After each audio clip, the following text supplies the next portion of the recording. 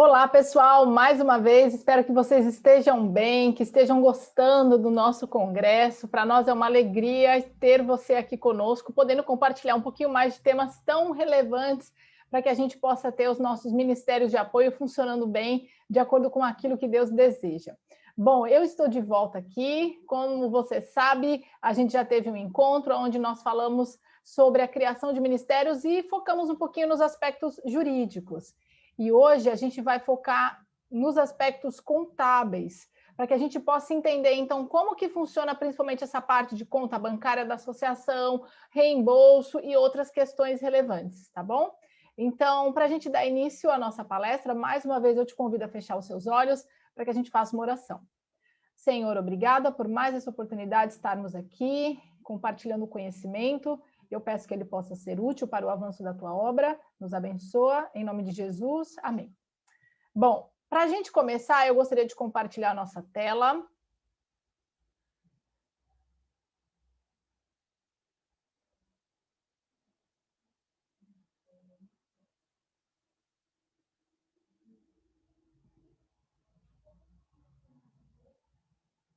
Pronto, você está vendo aí, então, criação de ministérios, aspectos contábeis. Para você que está me vendo pela primeira vez, eu sou Gabriela Braga, advogada, e trabalho aqui no Centro Educativo Vida e Saúde, em Porto Velho, Rondônia, coordenando a Escola Missionária da Associação Norte de Rondônia e Acre, ok? Mais uma vez, eu agradeço muito, para mim é um privilégio enorme estar aqui compartilhando um pouquinho do conhecimento. Bom, mas vamos lá, sem mais delongas, aspectos contábeis dos ministérios de apoio. Primeiro ponto que a gente vai tratar aqui é sobre a conta bancária da associação. Então, só recapitulando um pouquinho o que a gente viu na nossa palestra anterior, nós vimos que para um ministério de apoio ser regular, o ideal é que ele se constitua no formato de associação. E aí nós falamos na última palestra como se forma uma associação, nós falamos também sobre o corpo de colaboradores, estudamos um pouquinho sobre a lei do voluntariado e hoje a gente vai tratar então de novas questões, dando continuação ao que já foi iniciado. Portanto, falando um pouquinho sobre a conta bancária da associação. Bom, concedido o alvará, lembra que foi o último passo que a gente deu para a criação da associação e, portanto, a associação já vai estar em funcionamento e já vai ter, então, o número do CNPJ. Depois disso, o que nós precisamos fazer é ir até uma agência bancária, qualquer agência da sua preferência, e abrir uma conta no nome da associação, na qual o presidente e o tesoureiro serão os representantes.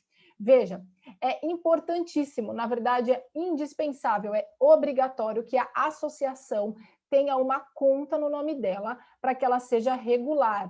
E toda a movimentação financeira da associação precisa ser via banco, via essa conta. Vamos analisar um pouquinho agora a figura do tesoureiro, né? Então, o tesoureiro, ele é um membro integrante da diretoria da nossa associação e agora a gente vai dar um pouquinho de destaque para a figura dele para a gente entender a sua importância. Veja, o tesoureiro, ele é o guardião e responsável pelo dinheiro da associação. Ele tem acesso ao banco para assinar cheque em conjunto com o presidente. E portanto, esse cheque tem que ter, no mínimo, 2 assinaturas. O tesoureiro, ele detém tudo que for relacionado à receita e despesa da associação. Todo o dinheiro que entrar na associação, esse tesoureiro precisa emitir um recibo da associação. Esse recibo, como funciona? Ele precisa mandar fazer na gráfica talões numerados obrigatoriamente. E todo o dinheiro que ele receber, ele deve emitir um recibo na contabilidade e ele envia, portanto, para a contabilidade, né? E lá eles devem fazer o lançamento indicando o nome e o CPF do doador, porque isso vai constar como entrada no caixa da associação e é necessário que se saiba a origem exata de onde veio esse dinheiro. Portanto, com o talão numerado, vai saber exatamente a sequência das entradas, quem doou o dinheiro, com dados específicos como nome e CPF do doador. Muito bem. Essa despesa e receita que tem, portanto, no fluxo financeiro da associação, essa despesa e receita compõe o livro caixa, que deve ser encerrado no último dia do mês, batendo exatamente com o extrato bancário. Então, veja, o extrato bancário e o livro caixa, eles precisam bater, eles precisam ser iguais. Bom, e despesas pequenas, né? Por exemplo, R$2, R$3, R$5. Como que faz? Você vai pagar em cheque? Vai dar um cheque tão baixinho assim? Como que a gente faz com relação a esses gastos, às vezes, de pequena monta da nossa associação? Será que precisa emitir cheque para isso? Veja, a lei traz uma solução. Não, você não precisa emitir um cheque nesse valor. A lei tem uma solução que se chama romaneio de caixa, né? Então, nada mais é do que uma retirada. O tesoureiro, ele faz um cheque nominal a ele mesmo, por exemplo, R$1.000, e ele fica com esse dinheiro para fazer os pequenos pagamentos. Então, ele vai pagando e guardando as notas e ou recibos. Quando chegar nos R$1.000, ou chegar numa data pré-determinada que ele mesmo tem estabelecido, ele vai fazer, então, a prestação de contas desse valor. Se sobrou dinheiro, ele deve fazer um depósito no nome da associação. E ele deve juntar o depósito mais os comprovantes e assim tudo se resolve. Portanto, essa é a forma correta e transparente de poder fazer o manejo de dinheiro de gastos de pequeno valor.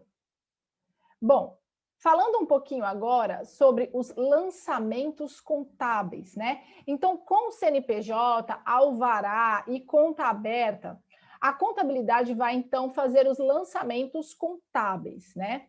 Então, o balanço de abertura e todas as receitas com base no extrato bancário. Obrigatoriamente, o tesoureiro ele tem que acompanhar o extrato bancário com os pagamentos recebidos e os pagamentos efetuados. E a base desse registro é o livro caixa. Todo mês deve-se tirar o extrato bancário com as notas fiscais de receita e despesas e fazer, então, o balancete mensal.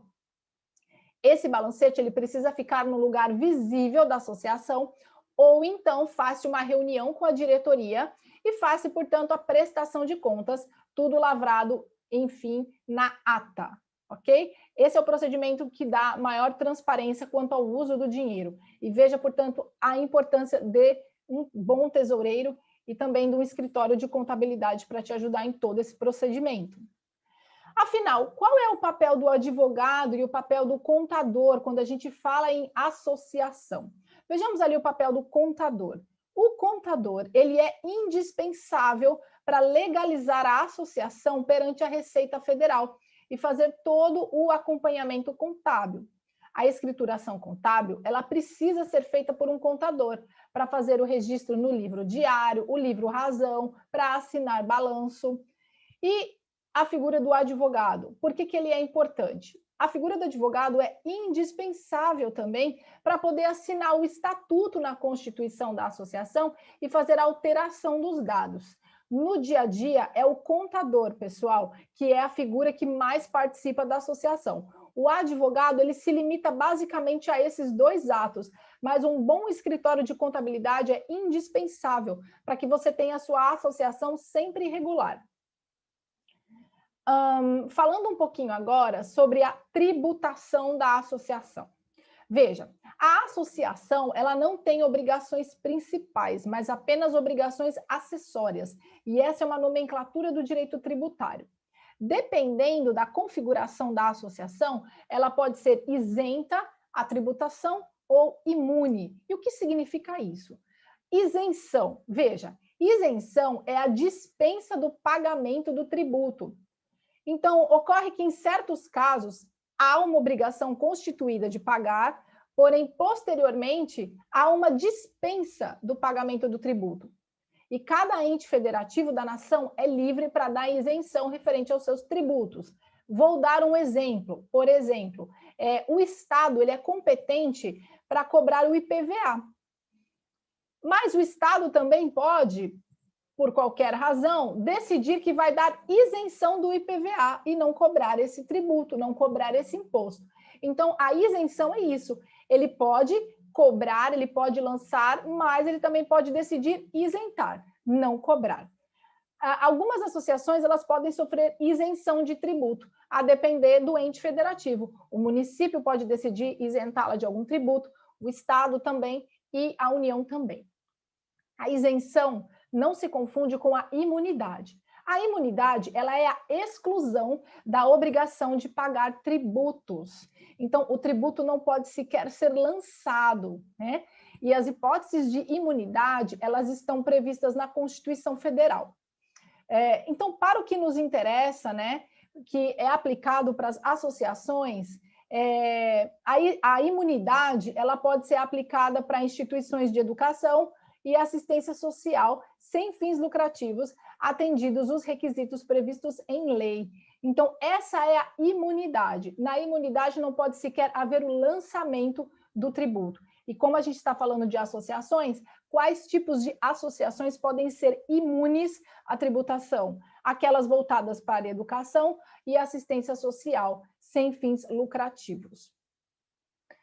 Falando um pouquinho, então, das obrigações acessórias, que nós falamos que elas têm obrigações acessórias, quais são elas, né? Então, a gente vai analisar as obrigações acessórias perante a Receita Federal e perante o Ministério do Trabalho. Perante a Receita Federal, eu vou trazer alguns termos técnicos, mas isso aqui é importante para você saber, caso você não cumpra, o que acontece, tá? Então, veja ali, nós temos perante a Receita Federal a DCTF, que é a Declaração de Débitos e Créditos Tributários Federais. Nada mais é do que uma guia que você precisa recolher. Se tiver movimentação financeira, você precisa apresentar essa guia mensalmente, ok? Então, tem doação, tem despesa, você precisa apresentar a DCTF mensalmente. Toda a movimentação financeira, como eu disse, precisa ser via banco.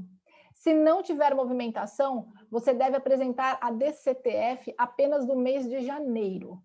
E veja, se você não apresentar essa informação, a penalidade pelo não recolhimento é uma multa mensal de R$ 500.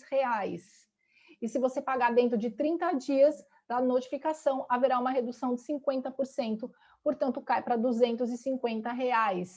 Veja como é importante fazer, então, cumprir essa obrigação tributária sob pena de uma multa que não é uma multa barata.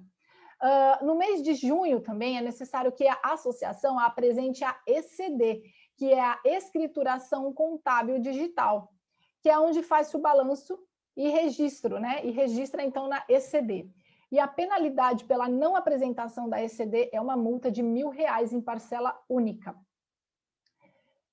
Falando um pouquinho agora sobre as obrigações perante o Ministério do Trabalho, nós temos a RAIS, que é um valor que precisa ser pago referente à relação anual de informações sociais, se a sua associação tiver funcionários. Se não tiver funcionários, você apresenta a RAIS zerada. E a penalidade pelo não recolhimento dessa guia é quase de R$ 700 em parcela única. Veja, se essas informações elas não forem prestadas no prazo adequado, o CNPJ da associação será suspenso e a Receita Federal não emitirá certidão negativa, porque, portanto, você não vai ter nenhuma certificação de que a sua associação está regular perante a Receita. E tudo isso, pessoal, é sempre feito por um contador. Por isso que a gente vê que a figura do contador perante a associação, perante o nosso Ministério de Apoio, que a gente está tentando regularizar, é muito importante. Bom, fechando um pouquinho agora com relação a essas questões de tributação e essa parte contábil, vamos falar então sobre as principais cautelas que é necessário que nós tenhamos com o nosso voluntário. Então, referente ao nosso voluntário, quais são os riscos, né, que pode acontecer quando você tem um voluntário no seu projeto? Então, o primeiro risco é formar vínculo empregatício, né? O segundo é o risco de acidente e o último é o trabalho em condição análoga de escravo. Vejam, pessoal, não é todo mundo no nosso país que entende a lei do voluntariado e que aceita esse tipo de trabalho. E os juízes também não são, às vezes, muito simpáticos a esse tipo de condição que a pessoa se dispõe a estar. Então, nós precisamos ter toda a cautela possível para que não configure vínculo empregatício o trabalho do nosso voluntário no projeto. Por isso que é indispensável que haja o termo de adesão, é indispensável que fique muito bem definido a questão da jornada de trabalho, que fique muito claro que assim ele não tem que se submeter aos vínculos da relação de emprego, que é a pessoalidade, a subordinação, a impessoalidade e por aí vai, né? Então, todas essas cautelas são importantes. E quando a gente se fala em remuneração, como eu falei na primeira palestra, ele não ganha salário. E a gente vai ver como que a gente vai regularizar, então, esse reembolso de despesas, ok? Se a gente fizer tudo certinho, não tem por que configurar vínculo empregatício. Só que qualquer deslize pode ser que configure. Então, esse é um cuidado que a gente precisa ter. Outro ponto é o risco de acidente. Pode ser que o voluntário sofra algum acidente enquanto ele está prestando o trabalho, o serviço voluntário. E a gente tem que tentar evitar o máximo possível, dando a ele boas condições, para que ele possa executar bem o seu serviço. A gente vai falar um pouquinho logo sobre a questão de seguro, tá bom? E o trabalho à condição análoga de escravo. Então, não é porque ele é voluntário que a gente também vai tirar o couro da pessoa, né? Como eu falei, o Ministério do Trabalho, a Justiça do Trabalho, principalmente o Ministério Público do Trabalho, é quem é responsável por fiscalizar essas coisas. Então, a gente precisa, de fato, dar condições dignas de trabalho ao voluntário, ter uma jornada de trabalho em horário definido, ter o termo de adesão, porque senão a gente não sabe, né, pessoal? Tem todo tipo de gente nesse mundo e vai que uma pessoa que às vezes não ficou muito satisfeita com o que fez, aí no seu projeto resolve entrar com um projeto, com um processo trabalhista e requerer vínculo empregatício, pedir salários atrasados, 13º salário, ainda falar que ele trabalhava como condição de escravo. Então, para que não tenha problemas, a gente precisa se respaldar e se fechar em todas essas áreas. Esses são os riscos do voluntariado, mas se você fizer tudo certinho, não tem por que temer. Falando então sobre o seguro ele é indicado quando houver voluntários de longo prazo no seu projeto, principalmente quando ele realiza trabalho de risco. Então, eu vou dar um exemplo. Vamos supor que aí no seu projeto você tem uma oficina de marcenaria e você tem todas aquelas máquinas que cortam a madeira, que fazem os móveis, e a gente sabe que aquela máquina, a gente tem que empurrar a madeira, né? E ela tem uma serra ali bem afiada mesmo. E aquilo é um risco muito grande da pessoa, às vezes, cortar a mão, perder um dedo, né? Então, é interessante que os voluntários que estão expostos a esse tipo de trabalho, que são voluntários de longo prazo, o projeto ofereça algum tipo de seguro para ele, tá bom? Então, o seguro, tanto que o seguro de acidente, como relação ao seguro para morte também. Existem muitas seguradoras no nosso país que fazem contratos de seguro coletivo, e a depender do número de pessoas, os preços ficam até bem acessíveis. Então, você pode procurar um corretor de seguro e explicar a sua situação. Ele vai perguntar a faixa etária dos seus voluntários, se tem algum que já tem comorbidades, se tem algum aposentado. Então, ele vai querer saber mais ou menos as características para ele poder te oferecer um seguro viável. Aí você pode falar, mas o meu projeto nem tem condições de quase se manter, como é que eu vou fazer seguro para o voluntário? Pessoal, a gente está aqui falando do que é importante e do que é ideal, ok?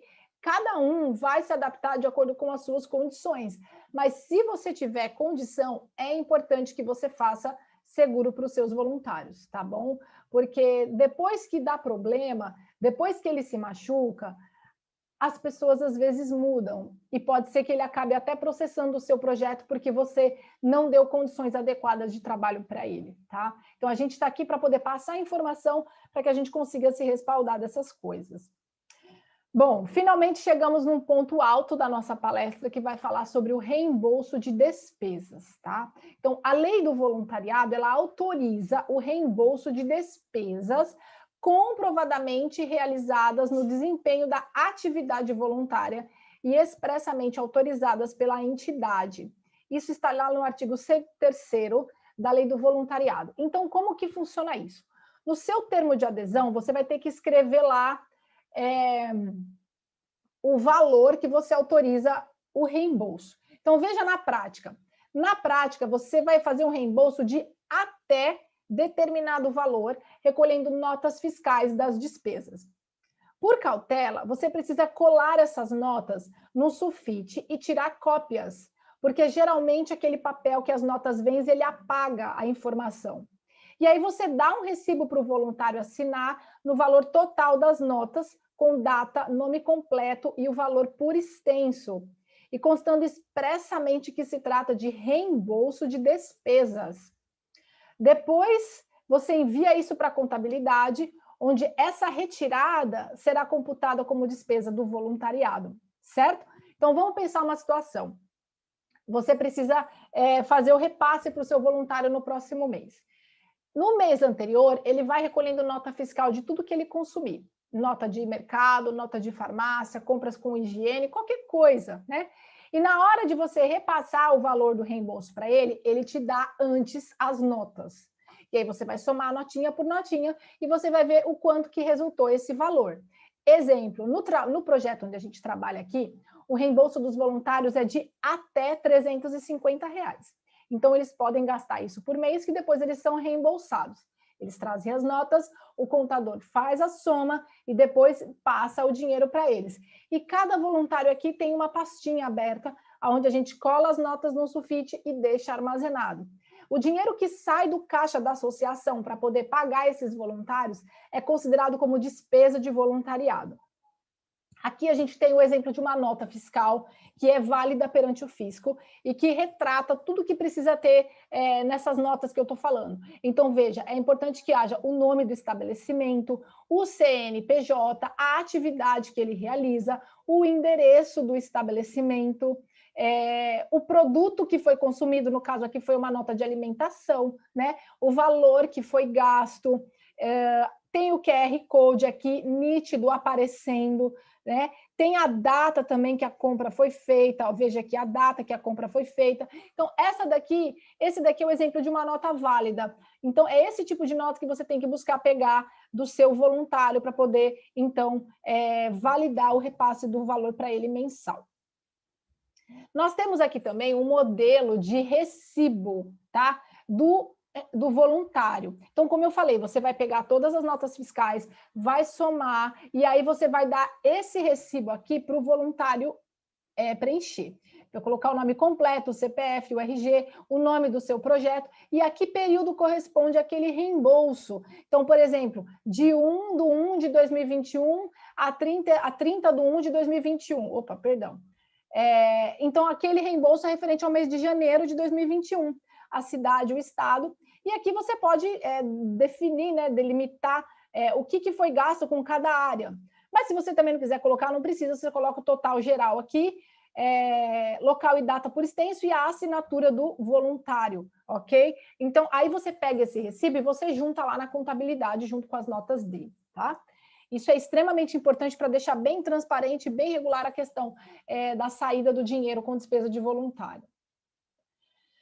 Ótimo, então vamos seguindo aqui para a gente falar sobre a previdência social. Como a gente viu na primeira palestra, não há obrigação previdenciária do projeto por parte do Ministério em recolher o INSS para o voluntário. Contudo, para que o seu voluntário não fique descoberto, o ideal é que ele mesmo recolha na modalidade facultativa, tá? Então, veja, pessoal, às vezes é tão difícil conseguir um voluntário comprometido, não é mesmo? Então, às vezes a gente não tem interesse que o voluntário vá embora, porque essa rotatividade também prejudica o desempenho das atividades no projeto. Então, algo legal que é você viabilizar para o seu voluntário, se você tiver condição, é pagar essa guia do INSS. Aqui a gente tem o site da Receita, que nos mostra exatamente como que essa guia é gerada. É bem simples. A pessoa entra lá e ela vai preencher, então, com os dados. E ela tem que colocar que ela quer ser um segurado facultativo. Ela vai precisar do número do PIS, tá? E ela vai digitar e depois ela vai preenchendo exatamente os requisitos que o site pede. Tudo pela internet, super tranquilo. Emite a guia por esse endereço, paga e tá tranquilo. Veja, existem várias alíquotas que podem ser recolhidas, mas quando a gente está falando em questão de voluntariado, a alíquota indicada é essa daqui de 11%, que é a alíquota mais baixa e é onde o voluntário se encaixa, tá? Então, aqui, ó, poderá contribuir nesse plano apenas o contribuinte individual e facultativo, que é o caso do voluntário, que não prestem serviços nem possuem relação de emprego com pessoa jurídica, a partir de abril de 2007, certo? Com cálculo com base no salário mínimo vigente. Então, é isso aí, ó, o voluntário não presta serviço, não se configura como um prestador de serviço no sentido técnico, também não possui relação de emprego, isto é, vínculo empregatício com a pessoa jurídica. Então, o voluntário ele se encaixa aqui, tá? Nessa alíquota aqui, ele é um segurado facultativo com alíquota de 11%. Hoje, o nosso salário está R$ 1.100, 11% vai dar R$ 121, essa guia mensal, para que ele possa ser, então, um segurado do INSS. E aí ele vai ter direito à aposentadoria, ele vai ter direito a seguro no caso de acidente, seguro não, ele vai ter direito a um reembolso, né, na verdade, um auxílio, caso ele acabe se acidentando, tem a questão da invalidez também, para as mulheres tem o salário maternidade, então vale muito, muito a pena recolher esse INSS para o voluntário se você tiver condição, ou então indicar que ele faça isso se ele tiver condição. Aqui é um exemplo da guia, tá, que o INSS emite. O site emite, já vem tudo preenchido aqui, o valor, a data de vencimento, tudinho, e pode ser paga em qualquer banco, pela internet também. Ótimo, então, caminhando aqui para o final da nossa palestra, e esse tema aqui é o tema que já fui questionada, e ele é bem interessante. Ah, Gabi, eu tenho um projeto, meu ministério, e eu tenho vários voluntários trabalhando ali, e eu fui orientada pelo meu contador para que o meu voluntário abra uma MEI. E aí eu não tenho várias obrigações com ele, é bem mais tranquilo, né? Ele se torna quase que um prestador de serviço meu. Pode.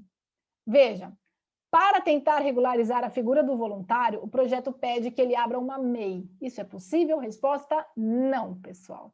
Não é possível, tá? Então, isso não está sendo mais aceito pelos tribunais. A pessoa, então, abre uma MEI. Porém, o voluntário abre uma MEI, mas aí ele cumpre ordens, ele tem que cumprir horário, ele emite nota fiscal apenas para aquele tomador de serviço, que no caso é o seu projeto. Então, isso acaba configurando um vínculo empregatício, pessoal. E o Ministério do Trabalho entende que isso é fraude, ok? Entende que isso é fraude e, infelizmente, não tem o que fazer. Então, abrir MEI para regularizar a situação do seu voluntário não é o melhor caminho. Isso pode acabar configurando o vínculo empregatício para você e depois as despesas vão ser muito mais altas. Não vale a pena, tá? Se ele é voluntário, anda pela lei do voluntariado, faça termo de adesão, faça tudo corretamente para que você não tenha nenhum tipo de problema, ok? Bom, esse foi o nosso último slide. Essa foi a nossa palestra, então, sobre os aspectos contábeis dos ministérios de apoio. Eu espero que tenha sido útil para você. Eu espero que você agora esteja um pouco mais orientado e seguro sobre como seguir com essas questões tributárias. E a minha oração é para que Deus continue abençoando cada um dos projetos e dos ministérios que estão representados aqui pelos seus líderes. Que Deus possa continuar dando para vocês a força, o ânimo e o vigor para continuar trabalhando na obra dele. E nós estamos juntos aí à disposição para aquilo que for necessário para orientar vocês, tá bom? Um forte abraço, fiquem com Deus e até a próxima.